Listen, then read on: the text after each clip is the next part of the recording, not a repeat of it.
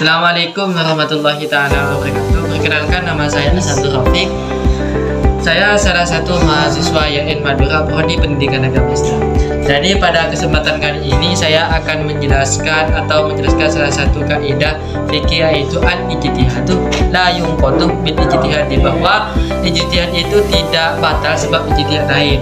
Adapun contoh kasusnya, apabila seorang itu ijtihad di dalam sholat, kan salah satu syarat sahnya sholat itu kan harus menghadap kiblat, yang mana untuk menentukan arah kiblat itu kan harus ijtihad begitu. Maka ketika seseorang itu ijtihad dan ketika sampai pada rakaat kedua kemudian muncul ijtihad lagi, kalau arah kiblat yang benar itu menghadap begini, maka ijtihad yang pertama itu tidak batal sebab adanya ijtihad yang kedua begitu, atau sebab adanya ijtihad lain, maka sholatnya itu tetap sah begitu.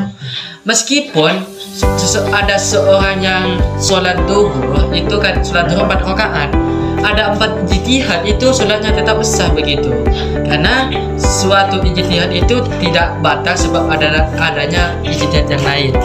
Itu contoh kasusnya. Yang kedua, saya akan menjelaskan tentang kaidah, yaitu idza ma'a al-halal wal haramu ulibal haram. Ketika ada halal dan haram berkumpul, maka dimenangkan yang haram. Jadi ketika ada sesuatu yang ada dalil yang menghalalkan suatu tersebut dan juga ada dalil yang menerangkan bahwa suatu tersebut itu haram, maka ambillah yang haram, karena yang dimenangkan adalah yang haram. Contoh kasusnya itu ada dalam permasalahan wanita haid, yang mana wanita haid tersebut itu tidak boleh dijima. Adapun hadis yang bertentangan di suatu permasalahan ini, yaitu hadis lakah minal haidih ma fawqal izar, bahwa halal mencumbu wanita itu sedang haid di luar pakaiannya. Artinya boleh bagi seorang suami itu mencumbu istrinya yang sedang haid, di luar pakaiannya. Artinya selain pusar dan lutut begitu. Dan ada juga hadis yang menerangkan bahwa isna'u kulla syai'in illa nikah, bahwa lakukanlah segala sesuatu selain bersetubuh. Jadi memperbolehkan bahwa bersenang-senang di antara lutut dan pusar.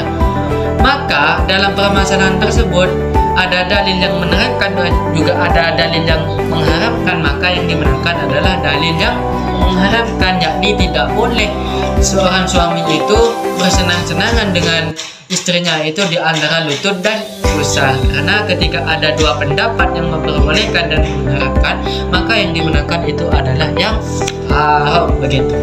Nah, adapun yang terakhir di sini saya akan menjelaskan kaidah fikih, yaitu al-isaru bil qurabih makruhun wa fi ghairiha mahbubun, bahwa memprioritaskan orang lain dalam ketaatan hukumnya itu makruh, dan dalam selainnya itu hukumnya sunnah. Jadi apabila ada seseorang menyuruh orang lain dalam ibadah, itu hukumnya itu makruh. Contohnya dalam soft. Nah, apabila ada seorang itu menyuruh untuk soft pertama, maju kamu ke sana, itu hukumnya makruh. Menyuruh orang lain dalam bentuk ibadah, itu hukumnya makruh.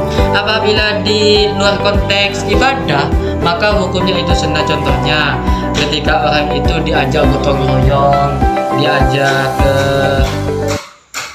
majelis sholawatan, itu hukumnya itu sunnah begitu. Intinya di luar konteks ibadah begitu.